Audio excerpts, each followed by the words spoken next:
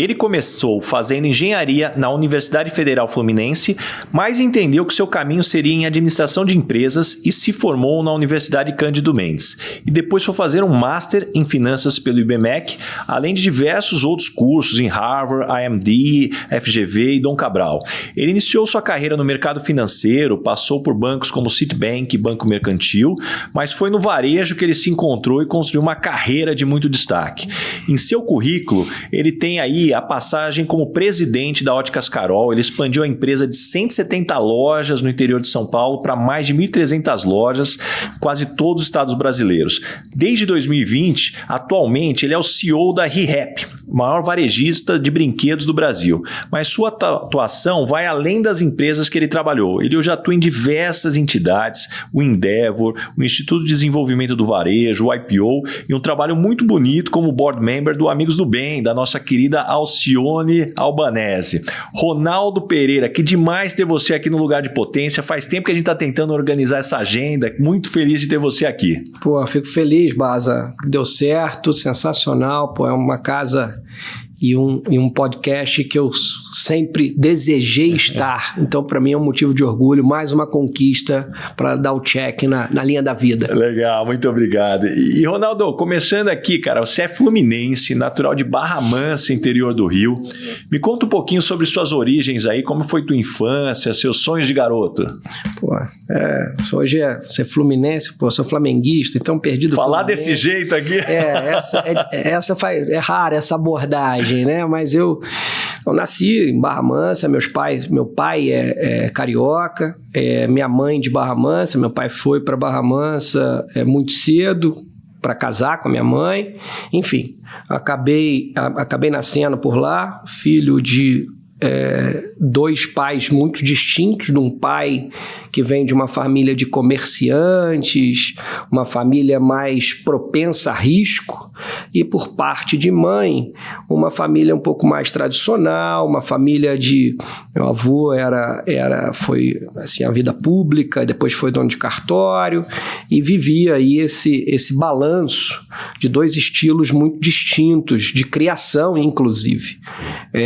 A cidade do interior, uma cidade pequena e uma cidade que eu pude ter uma infância bastante típica para a época, né? Brincava de peão, bolinha de gude, corria de pivete, pulava trem, todas essas aventuras, mas desde cedo entendia que eu, por ser de classe média, uma classe média, às vezes uma classe média que tendia mais para baixa do que para alta, eu precisava buscar meu caminho.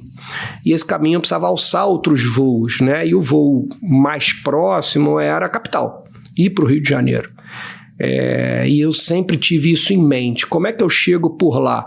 Achava que o caminho do comércio era um caminho mais difícil, até pelos altos e baixos que meu pai tinha, e aí eu olhei para o caminho do estudo. Esse vai ser o lado, ou se posso chamar, né, a alavanca que pode me catapultar aí para o Rio de Janeiro. Mas deixa eu puxar um ponto. Essa ambição, quando você olha para o teu perfil, no que você se destacava quando você era mais novo? Tinha alguma habilidade que você sentia que você tinha acima da média? Cara, eu sempre gostei. Esporte, por exemplo, eu sempre fiz quase todos. Ali jogava bola, jogava vôlei, né? Depois a altura foi ficando mais difícil. E eu acho que o que eu me destacava, tudo que eu entrava, eu queria estar entre os primeiros, se não o primeiro. Então, desde cedo na escola, eu sempre estive entre os mais bagunceiros, estar entre os primeiros, e entre os que tiravam as melhores notas, também estava entre os primeiros. E me lembro bem de uma coordenadora que a gente tinha lá no Dona Marta, no Colégio Verbo Divino, que era um colégio em Barra Mansa. Ela falava: porra, vocês não podem acompanhar o Ronaldo, porque ele faz bagunça, mas ele garante a nota, vocês vão cair se acompanhar ele. Então essa história de o que fazer bem feito, e começar sempre, eu não tive essa escola de ter que ser cópia do meu pai, apesar de pegar muitas coisas boas, mas eu sempre tentei pegar o melhor ou aprender com o melhor de cada um que eu tinha convívio na minha vida. Então um tio era a alegria, a maneira de tratar os filhos, o outro era a maneira que ele fazia, como é que ele fazia, o camarão, como é que ele chegava, o outro era como é que sempre generoso na gorjeta, e aí eu fui formando o o meu perfil, né? Fui aprendendo com as pessoas que ao longo da vida foram me mentorando de maneira direta ou indireta. Mas o que eu fazia, acho que bem, é comunicação. Essa história de integrar pessoas, de relacionar, de juntar gente, deixar quem chegou, fazer azeitar esse caminho para quem está chegando, se sentir bem. Acho que esse é um ponto. E sempre buscando excelência. Eu sempre me incomodou o médio, a média. A média é uma palavra que eu não gosto. E, Ronaldo, falando agora do início, você comentou da tua mudança para a capital e eu acho muito interessante que você deixa muito claro no seu LinkedIn que você começou uma faculdade de engenharia e você não terminou. Como que foi esse período, né? O que você foi buscar e não encontrou nessa faculdade e aí você se descobriu aí e acabou conhecendo outro caminho? Acho que esse ponto é bastante legal aí da gente comentar, até porque talvez se você perguntasse isso para mim com 30 anos, eu te contasse essa história de maneira diferente. Hoje, com mais maturidade e o entendimento que não tem problema errar e acertar, eu vou contar ela da maneira que hoje eu acredito que seja verdadeira. Então, eu, com 17 anos, eu morava na casa de uma tia, em Niterói, em Caraí. E eu só tinha um caminho, passar numa faculdade federal. Porque era a única maneira de eu me manter no Rio de Janeiro. Senão eu teria que voltar para Barra Mansa, ou enfim, buscar outras alternativas. E esse ano foi bastante difícil. Eu me lembro bem que eu não fui nenhum fim de semana à praia, base, nenhum. Porque a minha cabeça trabalhava que eu preciso estudar, eu preciso, namorar, de jeito nenhum, tem envolvimento emocional. Então, quando passei na engenharia, e realmente foi a primeira e talvez uma das maiores, se não a maior realização que eu tive, pessoal e profissional, porque é uma conquista grande, você sai do interior, precisava passar numa federal, enfim, e comigo nunca tive a facilidade, sempre fui um grande esforçado. Essa história eu ficava bastante chateado. Bom, ele tem facilidade, não deixa que ele... Não era facilidade não, era prestar atenção, era esforço, era estudo.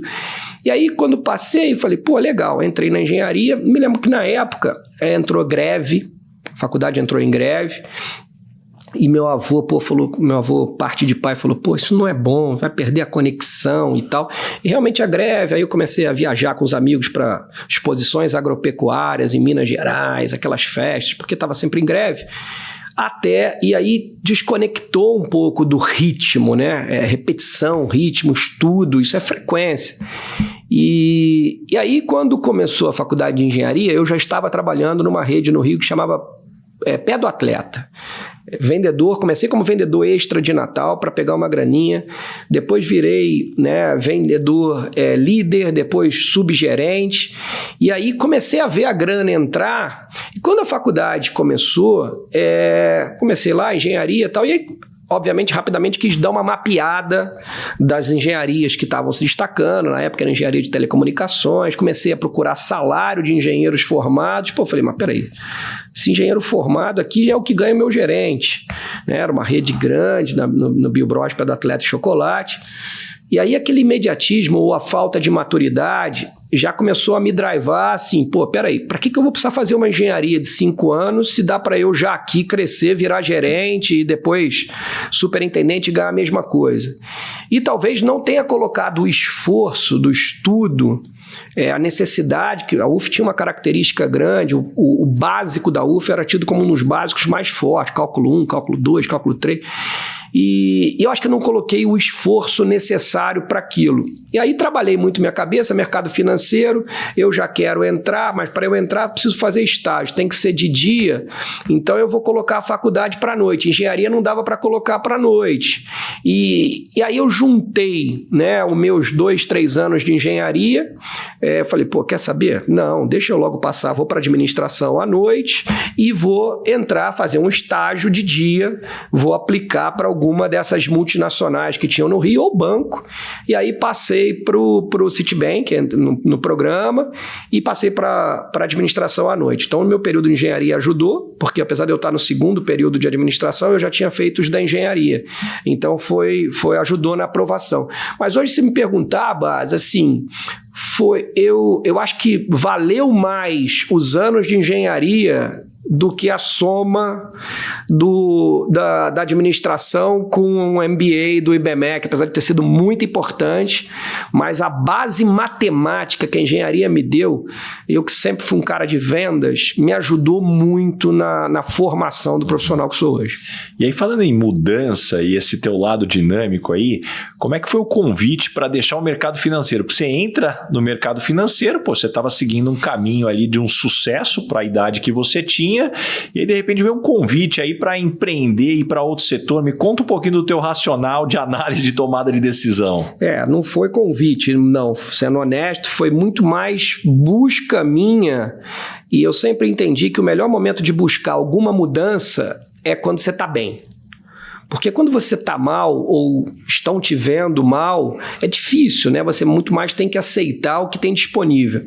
Então, eu entendendo que, tinha passado pelo Citibank, depois fui para o Banco Mercantil de São Paulo, onde fui gerente geral, um dos mais novos do banco, depois fui para o Banco Industrial, plataforma Corporate, Rio de Janeiro, e eu fazia bem o que eu fazia, né? Estava sempre ali com os meus bônus, luvas e coisas da vida, mas eu não gostava do que eu fazia, porque tecnicamente eu entendia que não era ali economia real naquele momento. Apesar do banco ter um papel provedor, né, de sonhos, os spreads bancários daquele momento não tinham essa característica. Era muito mais um negócio de oportunidade do que um negócio de desenvolvimento. Realmente.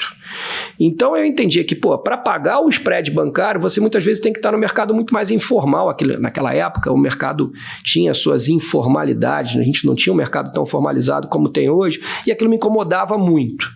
Eu falei, preciso, com 30 anos, desde os 25 eu coloquei, com 30 eu saio, com 30 eu vou fazer alguma coisa. E comecei a estudar setores. Que setor vai passar por consolidação e que está informal, mais informal e que precisa de consolidação? Porque eu também sempre entendi que os negócios óbvios não são os negócios para mim. Tem gente mais bem formada, com mais línguas, mais inteligente. Então, geralmente, eu consigo ter algum destaque quando é um negócio que poucos querem, que está escondido atrás da parede, que está sujo. E aí o ramo óptico, tinha um cliente que trabalhava com óculos, e ele tinha um tio que tinha uma fábrica na China, trazia uns óculos muito ruins, e ele sempre me convidou, vem para cá, vamos fazer alguma coisa. Até que um dia eu falei, vamos montar uma empresa nova de licenciamento, fazer licenciamento de marca, esse negócio eu acredito, que eu acho que tem um grande espaço. E aí comecei em 2003, a gente começou uma empresa de licenciamento que chamava GO. E aí, pegando agora, quando você olha toda essa tua experiência no varejo, eu queria aproveitar aqui para tentar traçar aqui uma timeline das principais transformações que você enxerga aí desse mundo do varejo, para a gente entender o que se tornou nesse mercado. Na tua opinião, quais foram as principais transformações que moldaram o mercado? O varejo, primeiro um varejo passado, quando comecei muito, era um varejo porta para dentro e alta margem. Né? Você tinha uma característica de um varejo geralmente informal. Lembro que quando comecei a distribuidora, a importadora, licenciamento, como é que a gente convencia o varejo que o lance estava muito mais no volume, em gerar acesso? Né? Imagina um país como o nosso, praticamente com 80 milhões de pessoas precisando de correção visual, e a ótica, em geral, querendo vender para poucos e caro. Então, como é que a gente, pela indústria, podia convencer o varejo? Então, eu, quando estava na indústria, um dos motivos que me fez ir para o varejo foi essa não possibilidade da indústria convencer o varejo. O varejista acabava marcando mais do que o que a gente propunha. Então, era um varejo que eu acreditava que tinha uma grande informalidade, era um varejo porta para dentro, anuncio, bombo na mídia que a loja enche, tinha uma característica muito mais de selecionar para quem vender, e um varejo de margem alta. Acho que o varejo hoje mudou e transformou completamente, né? O varejo hoje está completamente formal, os grandes varejistas, margens estão mais reduzidas e a loja não é mais a parte de metro quadrado dentro da loja. A loja hoje é a comunidade. Né? Lojas hoje são muito mais hubs de social selling, de Instagrams, de influencer, do que uma loja que somente recebe o seu cliente. E no meu caso, mais ainda, porque a loja pra gente não é um departamento de entrega de brinquedo, é um parque de diversões que vende sorrisos e também está disposto a entregar brinquedo. Puxa, e dentro desse ponto, como é que você vê, qual que é a tua visão para o futuro do varejo, né? Para onde a gente está caminhando? Pô, você faz parte aí do Instituto de Desenvolvimento do Varejo, aí muito que está sendo discutido aqui, traz para a gente. Baza, o varejo é o maior empregador do Brasil depois do governo. O varejo tem um papel no aprendizado, né, do ser humano, de dignidade, no primeiro emprego, de formar valores, de entender dificuldade, né? Você está convencendo alguém, você está mostrando e demonstrando para alguém a utilidade do produto que você está vendendo. Você está realizando muitas vezes desejo que aquela pessoa juntou aquela grana para ela ter a chance de comprar aquela camisa, para ela ter a chance de trocar aquele carro. Então esse papel do assistido, né, do vendedor, do consultor, eu acho ele fundamental na cadeia de valor do varejo. Por isso, muitas vezes, quando tem a NRF, agora vai acabar o varejo físico, agora vai para o online, agora vai ser a indústria D2C direto. Eu acho que sempre vai existir a figura de alguém te assistindo de alguma maneira. E a relação interpessoal humana é fundamental nesse jogo. Eu sou um fã de conexão, né? Já te conheço há algum tempo virtualmente, por podcast, por amigos em comum. Nada surpreende, nada supera os 10, 15 minutos que estamos presenciais aqui, né? Os períodos todos virtuais não são tão poderosos como os 10, 15 minutos que estamos juntos. Então eu acho que o varejo vai existir, ele vai misturar mais indústria, varejo. Eu acredito que vão sair essas nomenclaturas. Eu estou no licenciamento, eu estou na indústria, eu estou no varejo, e vai virar tudo uma grande bola de assistência para o consumidor final nessa troca de relações. E falando de momentos do varejo, você conduziu um momento de forte expansão, né, da Óticas Carol. Poxa, vocês saíram de 170 para 1.300 lojas, de 140 milhões de faturamento para 1,5 bilhão. Quais são os principais aprendizados quando a gente fala de dor do crescimento? Porque eu acho que esse ponto a gente colocar aqui em pauta, porque crescimento traz dor e como que a gente administra ele. Sim, a gente, desde que eu entrei nas Óticas Carol, a gente entendia, a gente tinha 100 e poucas lojas, a gente tinha uma dúvida se a gente ia no modelo de franquia ou modelo próprio. E quando a gente entendeu que a gente ia no modelo de franquia, modelo de franquia é um negócio que eu acho que toda empresa deveria ter. Mesmo que seu negócio seja próprio, bota um pouquinho de franquia, porque franquia te faz vestir a sandália da humildade todo dia. Porque você passa a ter um sócio, indiretamente, e você passa a ter que convencê-lo. O exercício do convencimento ele é muito rico no profissional. Por mais que ele possa dar uma carteirada, mas você ter a habilidade de ir lá convencer, mostrar, trocar ideia, aprender, e a franquia ela exercita isso. Não obstante que a gente tem, para mim, um dos maiores empresários do Brasil, né, o Arthur, por exemplo, da Boticário, amigo, querido, que eu gosto muito, e que tempos atrás ele quieto, Boticário ainda com suas 2.000 lojas, 2.500 lojas, né, você tinha outros players mais significantes, grandes, maiores, e ele foi lá, e tá aí, né, cara, fez a receita quase 24 bilhões de reais, o quê? Exercendo essa troca genuína. É uma das franquias que eu mais vejo esse tipo de troca genuína. Então me espelhava muito nisso. Desde o início eu sempre falei, nós vamos ser a Boticário dos óculos. E esse drive de Boticário dos óculos, por quê? Com 500 a gente atingiu o break-even.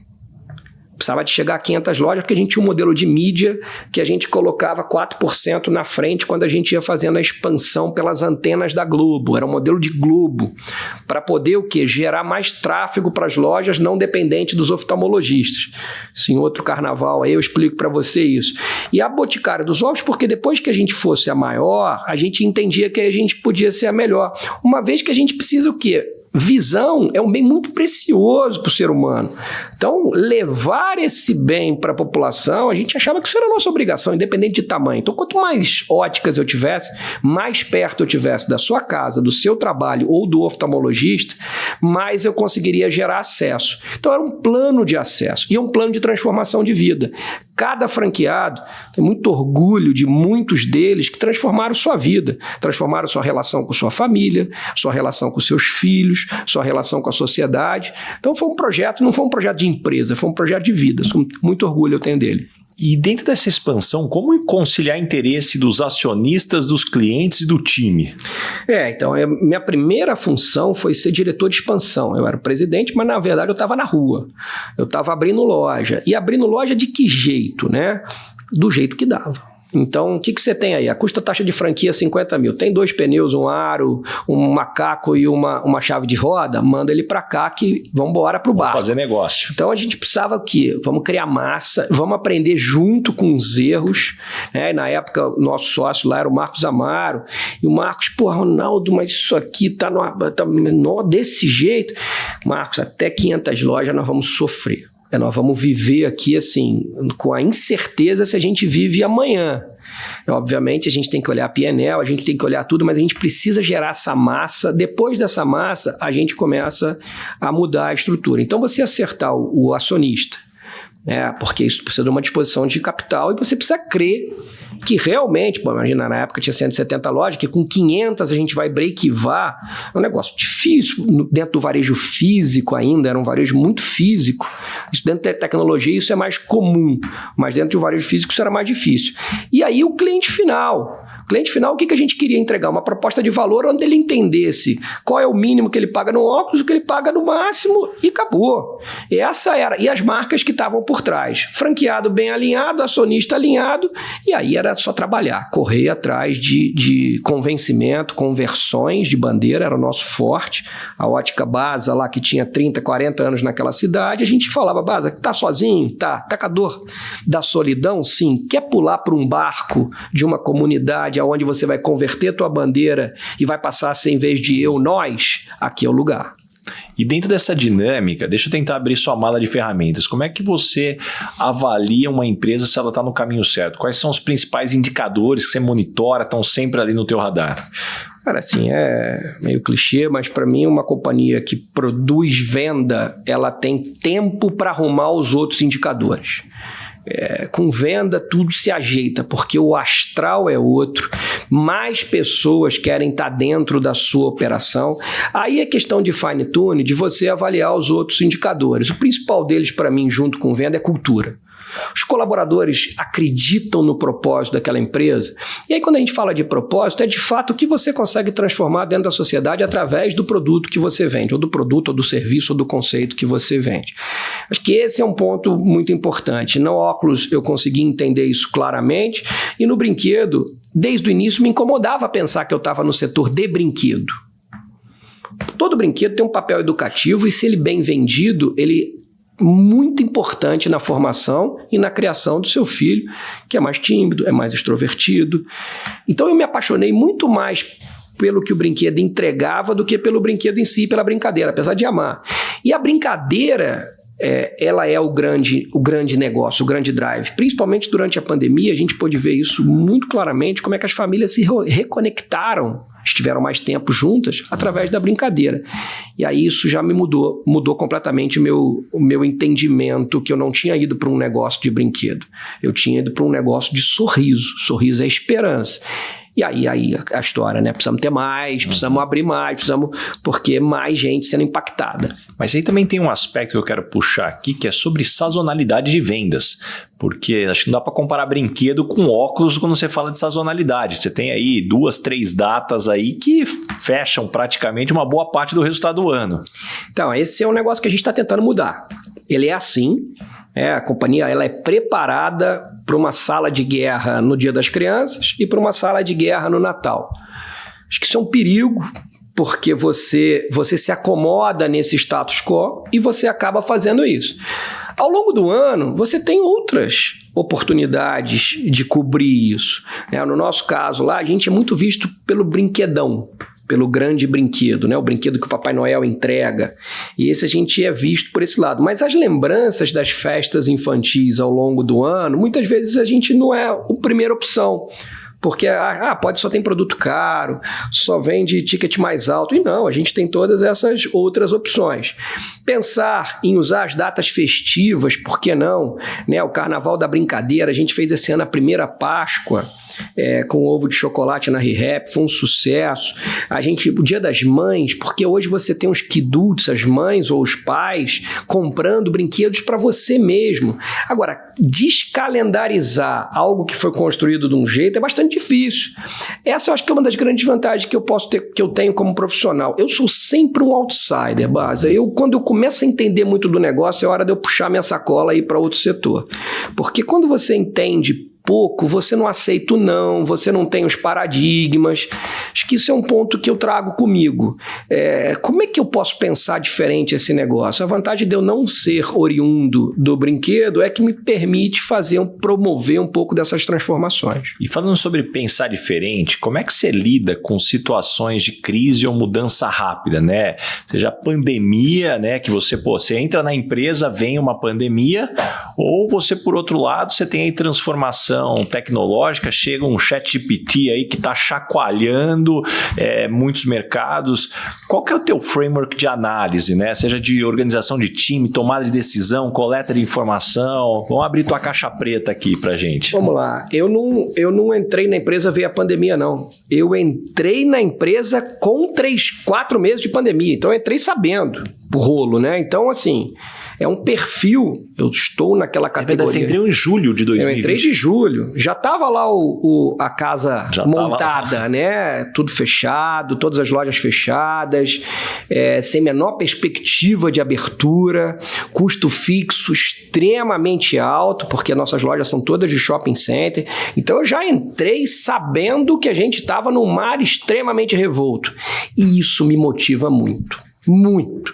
Quando a coisa tá indo bem, aquele crescimento redondinho, pouca coisa, não é a minha praia, cara. Eu gosto de... obviamente que isso queima mais o estômago, mas é o lugar que eu me sinto mais confortável. Minha zona de conforto é no desconforto. É um perfil, né? Não tem certo, não tem errado, porque isso acaba movimentando muita gente, família fica sempre em estado de alerta. Isso é um perfil que você está sempre em estado de alerta. Então, uma das coisas é achar pessoas que te complementariem nesse tipo de jornada. É um perfil que avalia muito oportunidade.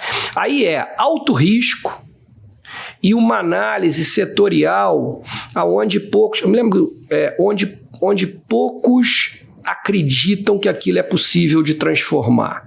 Então, quando nós entramos no óculos, a peregrinação, até o final também, um dos poucos negócios que aconteceram no Brasil foi o da Óticas Carol. O setor tem um markup altíssimo, tem não é perecível, ou seja, o produto é utilizado, o envelhecimento da população, e até hoje tem que ficar explicando tese para investidor. Então, assim, quando o setor não tem a característica, ele não é fancy, tem um pouco dessa linha de você explicar sucessivamente as oportunidades que tem nele. Uma empresa, uma Luxottica Essilor, que é um líder absoluto, gigante, que compra tudo. E no brinquedo eu passo por algo similar, porque a gente teve lá o evento Toys R Us, né, que foi o grande evento de 2018, de quebra de uma companhia, que eu acho que focou muito nessa história do transacional, abandonou o relacional. Ela meio que era o quê? Um supermercado de brinquedo. Isso eu acho que tem pouca chance de decolar. Agora, uma companhia que tenha seus ícones, seus personagens, que entrega algo mais do que o brinquedo, e sim a brincadeira, que as lojas são centros de entretenimento, de brincadeira, de lazer, da família, isso eu acho que tem um viés.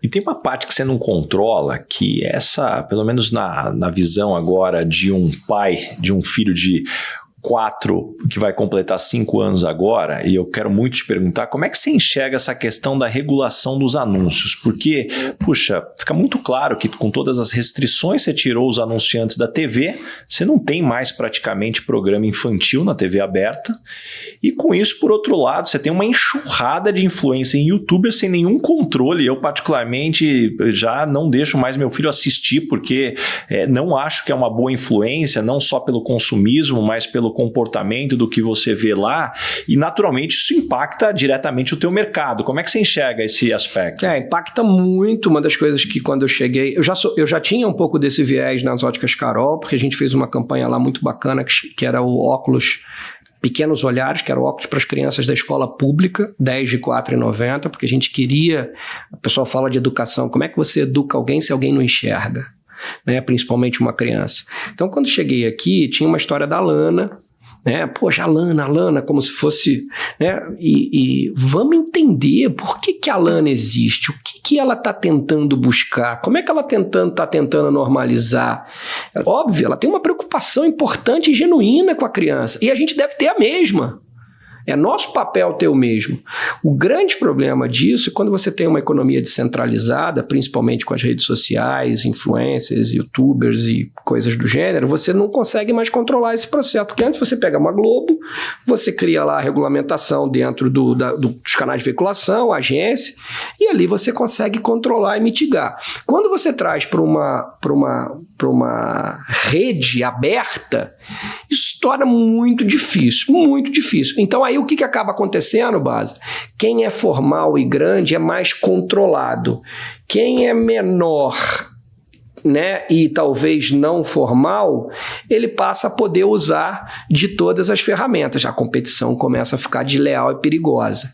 Então a gente ainda não tem uma solução para isso, mas hoje é o que está acontecendo. Os pais muito preocupados com a qualidade do conteúdo consumido por seus filhos. E aí quando você consegue o que você fez, peraí, deixa eu ver o que você está assistindo, eu vou te controlar, vou marcar aqui o que você pode. Alguns pais têm essa consciência, outros não, deixa isso mais aberto, e aí pode ser que seja perigoso realmente. A gente tem um papel como líder de setor na América Latina de trazer essa qualidade de conteúdo, e aí como pai, quando você for no Rio de Janeiro, eu te convido a conhecer a Ecovila Rehap.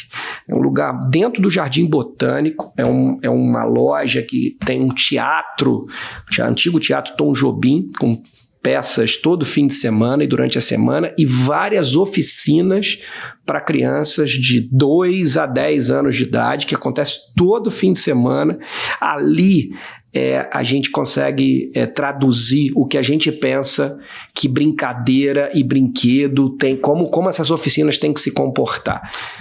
Eu já está aceito, com certeza eu quero conhecer, porque algo que me chamou muito a atenção, eu nem te contei essa história, mas eu tirei férias no início do ano, e aí eu fui almoçar no shopping, e aí eu entrei numa loja de vocês, e aí, despretensiosamente, eu virei pro vendedor e falei assim, cara, eu vou viajar com meu filho, o voo é longo, e eu não tô afim de deixar ele no tablet ali, com aqui. Pô, o que você tem de brinquedo que eu consigo brincar dentro de um avião, que seja pequeno, que não perde peça, uma criança que é inquieta? E ele debulhou para mim todas as opções ali, cara, ele fez uma bela de uma venda ali para mim lá, e eu saí com o meu kit, e assim, o kit funcionou, assim, que é o melhor aqui. Então eu acho que esse para mim é um aspecto pra gente trazer aqui de mudar esse recorte. Mudar esse mindset, né? O digital, acho que é importante, não tenho certeza, o mundo mudou. A questão é como é que você arruma isso, né? Como é que você organiza isso?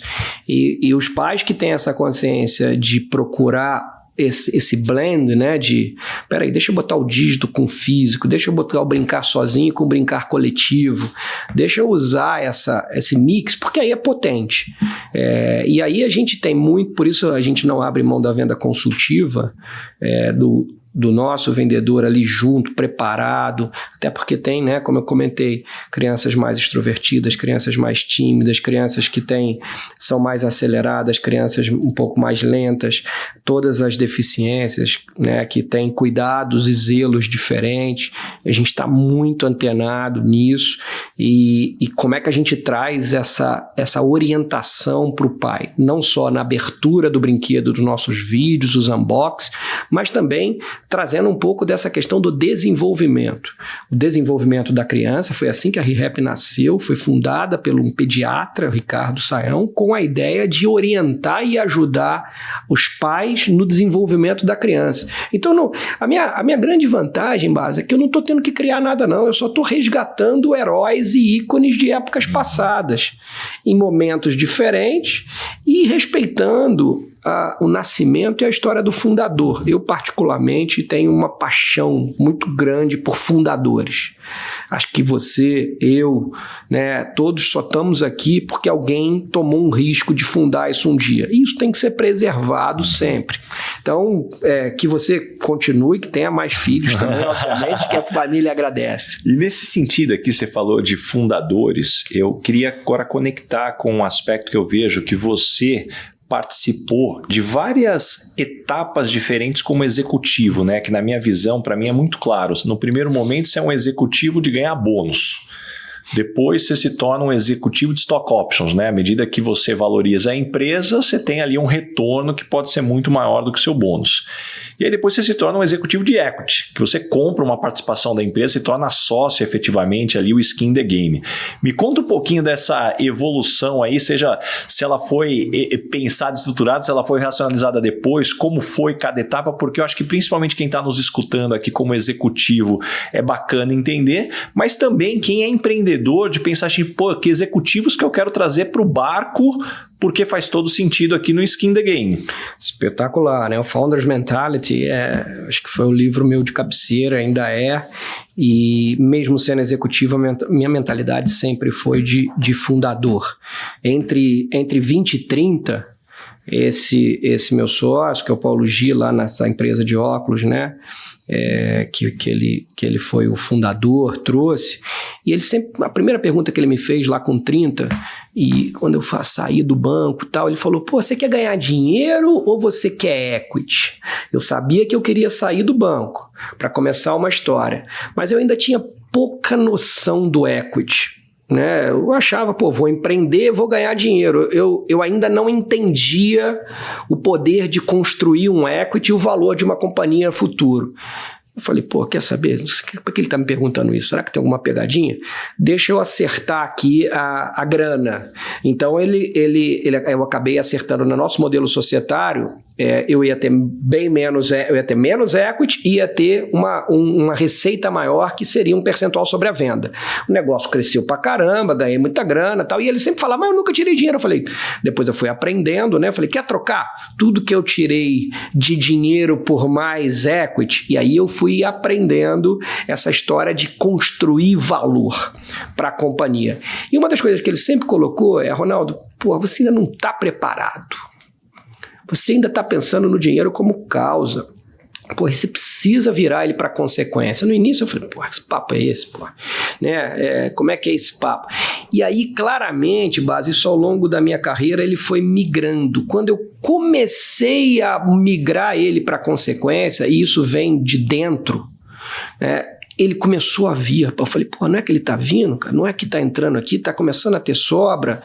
E aí você começa, e para vir, né, para mudar o dinheiro de causa para consequência, você passa a admirar, ou quase que assim, a relação de perder para ganhar, pô, passa a ser uma coisa normal.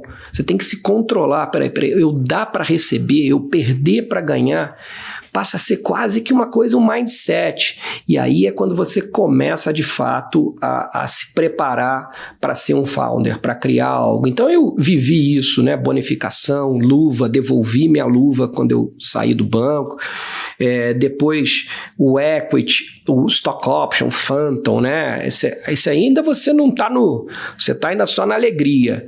E depois, quando eu entrei aí na Óticas Carol com equity, né? Em parte do meu dinheiro virou equity, e depois quando o Marcos vendeu a companhia em 2013 e eu não quis sair, já tinha uma liquidez bastante interessante, e eu peguei não só todo o meu dinheiro que eu ia receber, comprei mais, ainda peguei dívida para comprar mais ações, isso em 2013, eu falei, opa, agora eu estou preparado.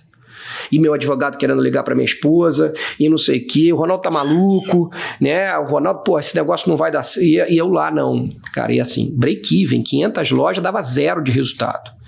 Ali eu falei, pô, agora eu virei. Agora é assim, estou muito mais preocupado com o que eu posso criar de valor do que com o que eu vou ganhar. E esse mindset virou. E isso, para mim, hoje é uma coisa que eu carrego comigo. Jamais estou preocupado com qual é meu compensation.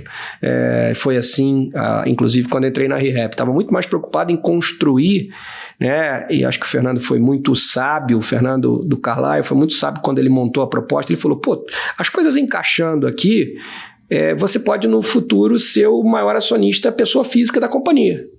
Aí isso foi música, porque eu estava com muito apetite. O que a gente não contava eram com as variáveis de pandemia que se estendeu muito mais, e o dever, né, o exercício que a gente precisava fazer na ReHap para mudar o modelo de negócio, reconstruir cultura, enfim, e a coisa está acontecendo bem. E Ronaldo, você falou aqui sobre dinheiro como causa versus consequência. Não dá para não te perguntar aqui, como não surtar com uma agenda tão insana que a gente vive aqui como executivo, 1001 projetos, cabeça a mil? Mas esse é o... Assim, eu acho que eu me preocupo, né, na formação dos meus filhos, no equilíbrio financeiro, no desenvolvimento profissional, na relação familiar. Essas coisas eu acho que eu vou, né, tentando me organizar aqui no give back, como é que as mentorias, difícil hoje dar um não, apesar de eu estar aprendendo, como é que eu vou dar um não pro Basa? Possível, cara, porque assim, primeiro eu quero estar, como eu quero estar, e assim, o quanto eu acho que eu posso aprender e contribuir com a sociedade ou com os ouvintes do podcast, né? E por aí vai. Pessoas que me ajudaram ao longo da vida. Como é que eu não vou ser mentor? Como é que eu não vou mentorar? Pô, aí alguém me ajudou um dia, eu preciso ajudar alguém. Então essa agenda vai ficando um negócio louco. E realmente a gente vai esquecendo, e talvez eu acho que é uma coisa da minha geração, da nossa geração, do mental health, né? Da saúde mental. Porque isso é o novo do negócio. Para mim, cuidar do corpo, do físico, ok, cuidar do dinheiro, ok, cuidar da educação, ok, cuidar da família, ok, eu consegui ir levando. Agora, cuidar da cabeça, como é que é isso? Pô, tomar remédio para dormir, psicólogo, não, isso não é psicólogo, isso é psiquiatra, como é que se organiza? Você começa a normalizar uma série de coisas. Você começa a normalizar, só que você vê gente caindo do seu lado. Isso aí. Então você vê um cara tendo um câncer, você vê um cara... E amigos seus, aí você começa a ver comportamentos parecidos, de níveis de estresse muito parecidos com o meu, que é andar 300 por hora na curva. Pô, será que isso tá certo, cara? Será que eu vou pagar esse pedágio? Então eu tô numa fase hoje de reorganização das minhas caixinhas para que eu possa ser mais eficiente, eficaz no que eu faço, mas que não necessariamente seja tudo. E falando sobre se conhecer e ter esse tempo, como é que funciona a tua intuição na tomada de decisão? Putz, vai me perguntar isso mesmo? O pessoal vai falar, agora é essa pergunta que você gosta, né? Eu sou um cara que eu fiz um pacto com o pessoal lá de cima há um tempo atrás, e eles me falaram o seguinte, cara, pô, as coisas vão acontecer para você, elas são difíceis, precisam de resiliência, precisam de tempo. Se vier fácil, pula fora, que não é para você. A primeira coisa que você já tem que identificar, se o cara chegar e falar, porra, não, tem um negocinho excelente para... Porra, por que caiu para mim? Oferece para outro. Eu já falo pro cara, campeão, tem outro negócio, tem outro cara que é melhor, eu não sou essa... Negócio mais difícil, com mais resiliência e tempo é comigo. E essa intuição de escolher que negócio difícil, então já começa. A primeira intuição minha é fácil ou é difícil? Isso para mim tem muita clareza. Vai demandar tempo ou é curto prazo? Intuição fala por aí. É curto prazo, também não é comigo. Precisa de muito esforço ou pouco esforço? Então, a minha intuição, tudo parece... As pessoas que olham de fora, às vezes, acham, pô, o Ronaldo é intuitivo, ele muda, ele fala, ele começa de manhã num dia, termina de outro. Mas todas têm um racional muito bem equilibrado por trás. Às vezes é difícil explicar esse racional, mas ele existe, ele é muito claro na minha cabeça. Aí um pouco talvez da matemática lá da engenharia, né? Eu consigo fazer as somas, eu vejo uma teia, um modelo emaranhado ali, e as pessoas que convivem comigo e andam mais comigo, depois de 1, 2, 3 anos, elas começam a entender como é que isso funciona. E as que acreditam que não, ou tem dúvida se isso funciona, elas veem, pô, tá dando certo, deixa eu acredito nele. Então essa questão da intuição, e aí vem muito da fé. Eu acho que, literalmente, o que você faz bem feito dentro desse modelo e você coloca isso com muita fé, porque você sabe que você está mudando um status quo, você está mudando uma maneira de pensar. Quando eu acho que você faz uma coisa e você acredita muito nessa coisa e luta muito por essa coisa, todo o universo conspira para que essa coisa se realize. Então isso para mim é um princípio. E como que tua voz interna fala com você? Ela te acelera, te acalma, te dá porrada? Aí é um pouco do sonho, né? O sono agitado, noturno, eu vou, faço, monto empresa, fecho empresa, viro sócio do Basa, abro não sei o que. Tudo borbulha muito à noite. E eu estou aprendendo a organizar isso, porque isso não está me fazendo bem. Isso não está me fazendo bem. Pós-pandemia, comecei a ter que tomar remédio para dormir, e aí um falava um remédio, outro falava com o outro. Eu com a minha matemática, peraí, se esse é para fazer dormir, o outro segura, então deixa eu tomar metade desse com metade do outro, 3/4 desse. No final das contas, eu falei, cara, preciso ir num alguém que prescreve, que é um psiquiatra, para poder arrumar isso. Ele falou, cara, tua base tá linda, só esqueceu de olhar a substância, a composição, vamos arrumar isso. Então, hoje, base, o que eu estou procurando fazer, menos coisas e dar um pouco mais de profundidade nessas coisas, para que eu ajude a minha intuição e eu melhore essa conexão de novos negócios, de novas iniciativas. Eu tenho plena convicção que hoje, e não é por idade, e não é por disposição, é por melhor inteligência, que a história de andar 300 por hora na curva sempre não é o melhor modelo. Anda 300 por hora na reta, na subida. Quando chegar na curva, reduza no momento certo. Usa todo o guardrail ali, bem feito. Mas não precisa andar nesse 300 por hora. Então a gente, que é meio da escola super-homem, a gente acha que a gente dá para andar sempre assim. E o meio para o fim não é legal. E síndrome do impostor? Já rolou muito, ainda rola? Como é que é isso daí para você? Já rolou mais, hoje menos, porque antes me incomodava mais.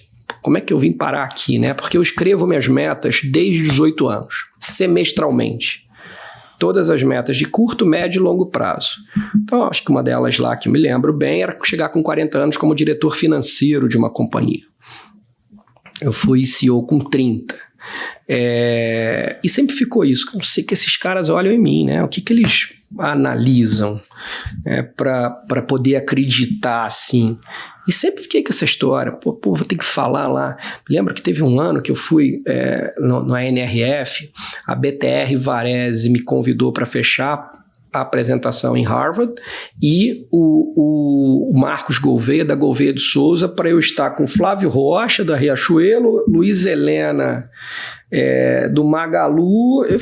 Mas eu, nas duas, né? E falei, cara, e as duas eram horários muito próximos, imagina. Eu falei, mas vou dar não para quem? Eu vou na fé, vai dar tempo às duas. Saí de uma, cheguei na outra em cima, tinha perdido o time. Assim, como é que eu vou estar com essas autarquias do setor, né? O cara que pouco tempo estava em Barra Mansa, que diziam para ele, meu avô me dizia, meu neto, nunca bote a mão onde você não alcança. Falei, cara, tô ferrado se isso for verdadeiro, porque onde eu não alcanço, eu não vou. Eu venho de uma casta, né, menor. Eu sou talvez a primeira geração de formados com mestrado, com MBA, filhos estudando fora. Falei, não vou botar a mão onde eu ainda não alcanço, porque eu vou alcançar. Então, essa linha de impostor ali, e lá fui eu, falei, foi legal. Hoje eu já começo a entender qual é a minha fortaleza. E ela é em fazer as pessoas acreditarem que elas podem ser muito melhores do que elas são. Então, trazer pessoas, motivá-las a atingir lugares que elas jamais imaginaram, eu acho que é o que eu consigo fazer bem. Então, o impostor, posso ser impostor por outras coisas, mas nisso aqui eu acho que eu consigo fazer bem feito. E genuinamente, me dá prazer ver as pessoas atingindo seus objetivos, vê-las se desenvolvendo, elas mudando a percepção, como é que a sociedade olha para elas. Então, isso para mim é muito poderoso. Adorei, que aula. E, Ronaldo, chegamos agora no momento Headhunter. Qual que é a pergunta que você sempre faz nas entrevistas para contratar alguém para o seu time? Cara, quais são os seus valores? Para mim é muito importante entender um pouquinho dessa história que você magnificamente consegue fazer numa entrevista dessa. É genuíno? Os seus valores são compatíveis com o que a gente acredita de empresa? Como é que você relaciona com sua família? Como é que você vê seu casamento, sua criação? Acho que a partir dali, se eu conseguir entender essa primeira parte da pessoa, o resto a gente consegue montar. O resto a gente consegue desenvolver. Então, para mim, o importante, assim, eu trabalho, Baza, com minhas senhas são todas abertas, computador aberto. É um problema, porque, assim, para andar comigo, eu só tenho que acertar uma coisa, tem que ser gente do bem. O resto a gente monta. Porque se for do mal, o cara pega tudo. Tudo meu, capaz de transferir, eu olhar depois, porque eu prefiro confiar e me decepcionar do que não confiar e ir ganhando confiança aos poucos. Eu não sei fazer esse modelo 2, já tentei.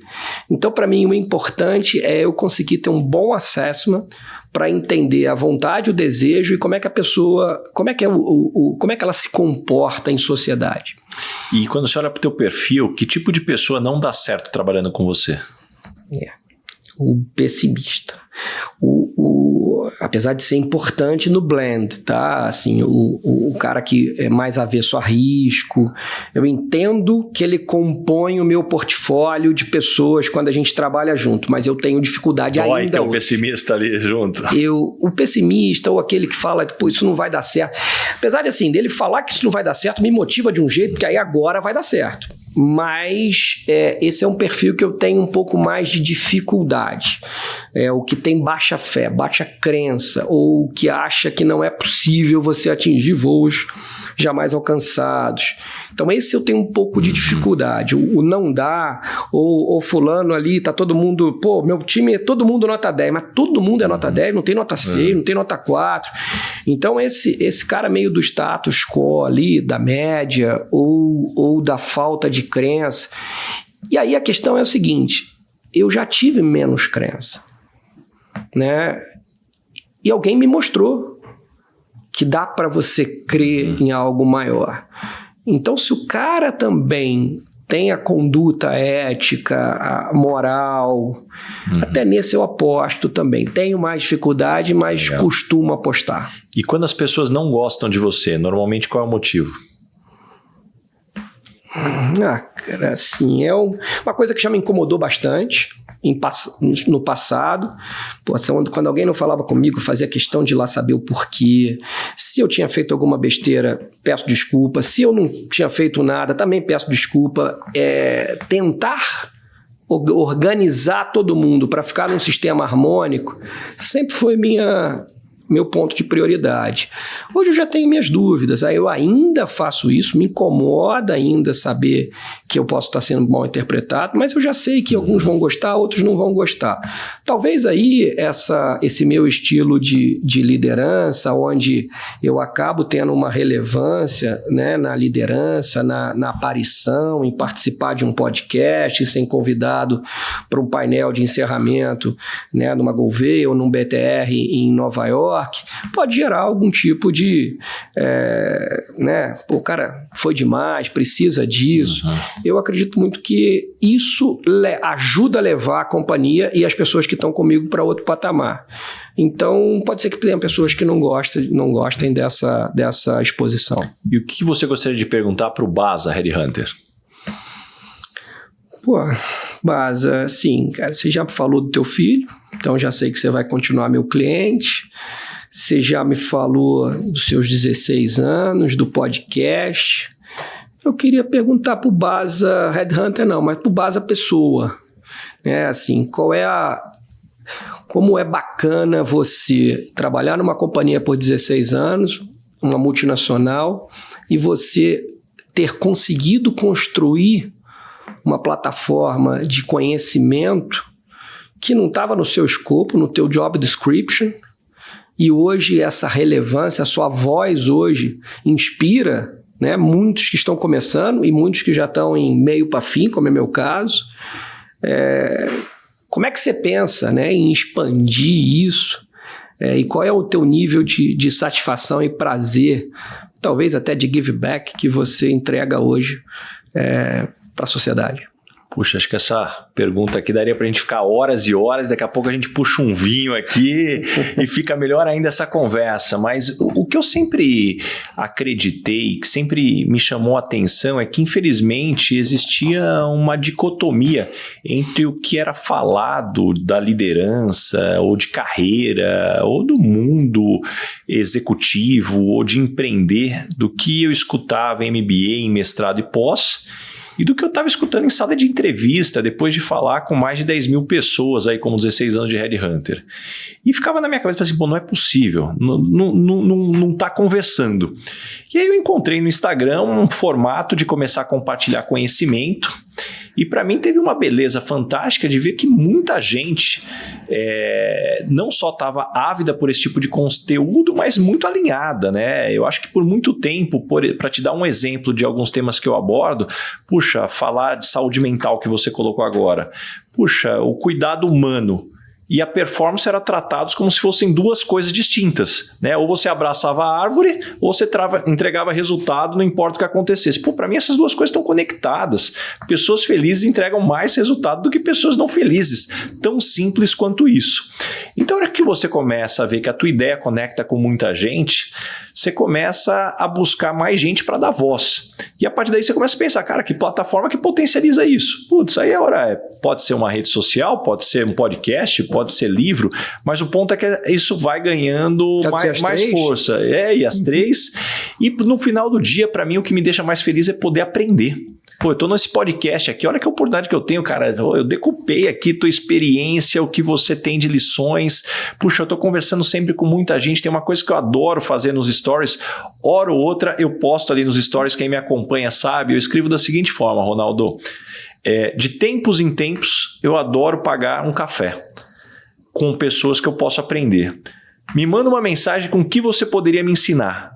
Cara, cai 300, 400 mensagens, cara, eu faço questão de ler todas. Dali sai 5, 10 cafés, cara, de temas que eu não imaginava que eu poderia aprender ou que eu tava querendo aprender e não sabia como. E, pô, vem gente tomar café comigo aqui, cara, e eu super... Cara, olha o tamanho da beleza do impacto, exatamente. Então, isso pra mim é algo fantástico e acho que eu me preocupo talvez menos do que vem, do como vai, e muito mais assim, puta, vamos curtir o momento, né? Acho que se tem uma frustração que eu tenho é que eu, com os meus 43 anos de idade, agora eu já tenho convicção que eu não vou conseguir viver o suficiente para fazer tudo que eu tenho vontade, porque é muita coisa.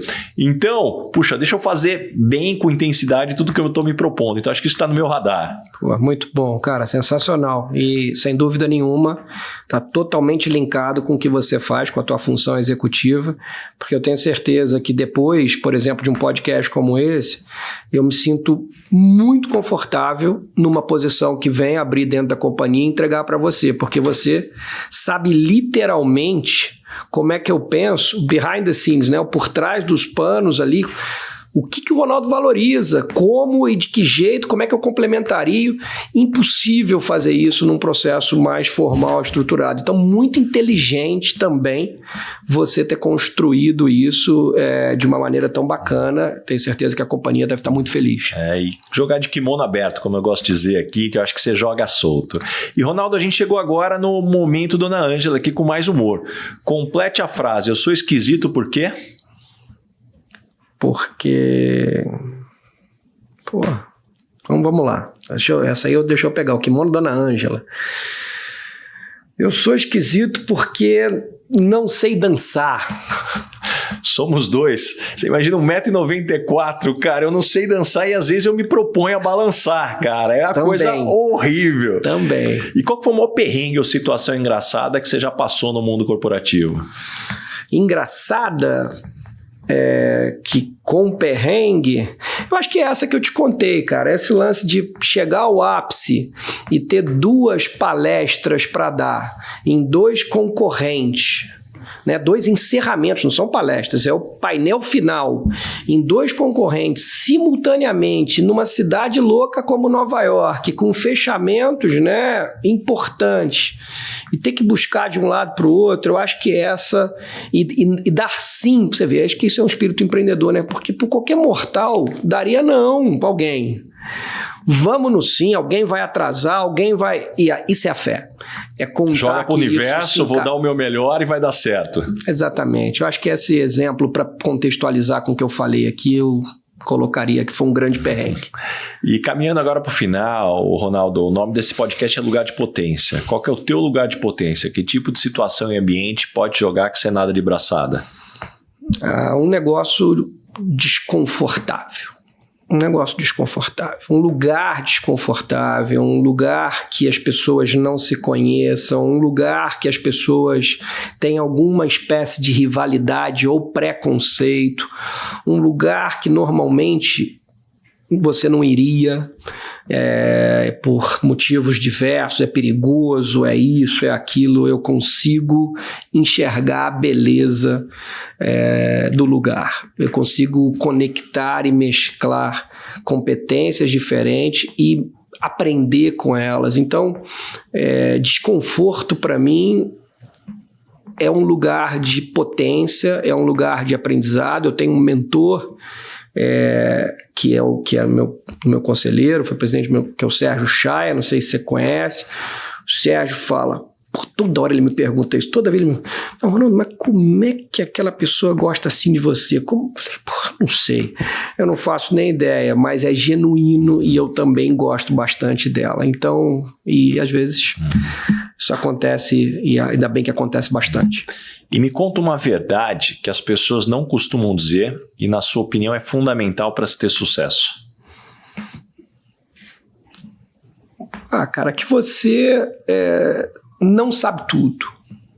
Assim, o não bem colocado, eu não conheço, eu não sei responder. Eu acho que isso é uma verdade, né, um contraponto, mas é uma verdade que as pessoas deveriam testar mais. Não é feio dizer eu não sei, não é feio dizer eu não conheço. Depois de um tempo a gente aprende a ver se a pessoa sabe ou se ela não sabe. Então não se iluda em achar que você vai enrolar, porque você não está enrolando. Você enrola, né, até um certo nível. Depois, com a experiência, a gente já consegue detectar isso. E aí fica ruim, porque às vezes você é excelente, né, uma situação desconfortável aí, desculpa, não sei nem se cabe, mas eu me lembro que quando eu tinha 14 anos de idade, duro, né, aquela história dura, uma amiga foi para os Estados Unidos, né, 15 anos, imagina, eu para os Estados Unidos, eu ia para o Paraguai vender radinho de pilha e tal. E eu caí na besteira, eu estava louco para conquistá-la, e caí na besteira de dizer que eu já tinha ido para Disney ou uma coisa similar. Porra, para eu depois me organizar nessa mentira e eu ter falado aquilo para ela, ela pouco valorizava aquilo, mas o fato dela ter descoberto que era mentira encerrou minhas possibilidades de um affair, de uma relação mais séria com ela. Então, já tive outras experiências nesse sentido, parecidas com essa, não vale a pena. Então, dizer a verdade, mesmo ou não sei, é uma virtude. E Ronaldo, para a gente caminhar agora para o final, me indica 3 pessoas bacanas para eu convidar para esse podcast e ter uma conversa como essa. Vamos lá, Bas. Eu particularmente, já mencionei aqui, acho que o Sérgio Chaia é um cara muito interessante, é um cara que foi CEO do ano pela Nextel em 2009 e depois resolveu ir para mudar de vida, ser mentor, enfim. Acho que é um cara muito interessante. Rodrigo Xavier, nosso colega de IPO, é um cara com uma história, né, também saiu de Brasília, atingiu o pico sendo presidente um grande banco, que é o Pactual, BTG Pactual, e teve uma história de vida recente, bastante interessante, é um cara também que eu recomendaria. Cara, e o terceiro, eu vou lá para os meus lados lá de Nordeste. Eu gosto muito daquela região pelos causos, né? Pelas histórias que você tem. É uma figura que trabalhou comigo muito tempo, me ajudou a conquistar muitos clientes e me ensinou Brasil no detalhe, né? Por que Petrolina valoriza isso, aquilo. É um cara que é secretário hoje, é um diferente aqui do mundo empresarial, mas é secretário, mas trabalhou muito tempo no empresarial, secretário de Indústria e Comércio e de Turismo em Tocantins, Tom Lira. Acho que vai ser uma figura divertida a misturar os mundos. Que demais, bela lista aqui. E Ronaldo, tem uma pergunta que eu faço para todo mundo que passa por aqui, eu não vou deixar você embora antes de me responder aqui. O que é felicidade para você?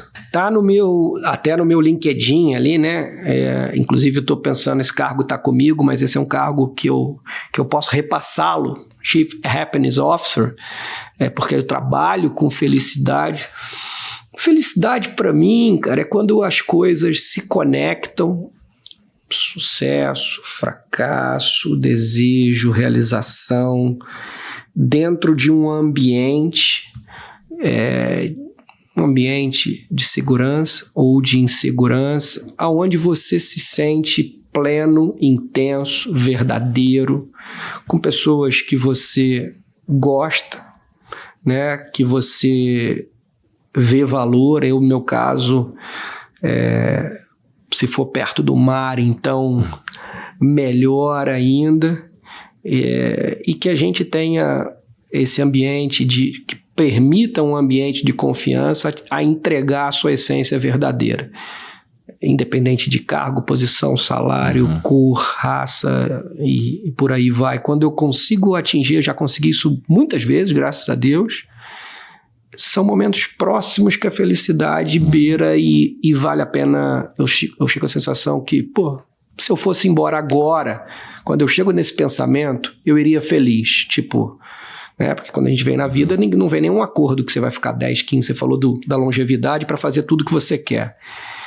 Eu tenho a sensação, Baza, muitas vezes que eu já fiz muito mais do que eu esperava. Então, por isso, eu acho que eu sou um cara feliz, né? Não quero ir agora, mas se fosse, poderia dizer que foram 50 anos bastante intensos que dificilmente ficou uma coisa para trás. Como diria o Abílio Diniz, né? Se um dia eu morrer, vai ser contra a minha vontade. Boa. E antes da gente ir embora, Ronaldo, eu queria deixar um presente aqui da Marchon aí, você conhece eles aí, por ter atuado no setor aí, ó. Eles deram uma olhada aí no teu rosto, mandaram um óculos da Lacoste aí, falou, manda pro Ronaldo aí, porque esse óculos vai dar certo com ele aí. Acertou bem. Aqui, ó, o Marcelo Kitsuda, CEO da Marchon aí, nosso amigo do IPO também, ó. Marcelão, você acertou ainda aqui no verde aqui, tal, que combina com os olhos, tá? Boa, muito obrigado, Marcelão. Muito Nota bom. 10, Baza, obrigado aqui pelo presente. Valeu. E Ronaldo, pra gente fechar aqui, conta aqui pras pessoas que querem continuar acompanhando o teu conteúdo, como que elas te encontram, que projetos vêm pela frente. Eu tô, LinkedIn aí, o Instagram é Ronaldo SPJ, sapo, pato, jacaré, @RonaldoSPJ.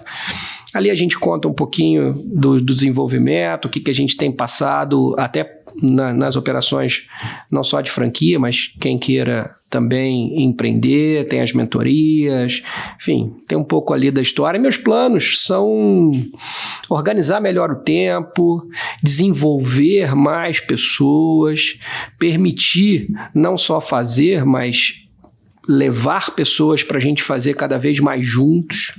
Tenho investido em umas empresas startups, outras mais avançadas.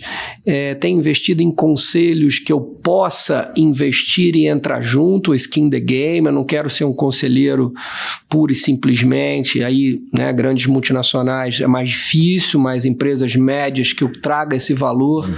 Eu estou muito animado com a história de dar um boost na ou pegar a potência que a tecnologia traz e conseguir, de fato, humanizá-la através de pessoas para buscar a máxima potência.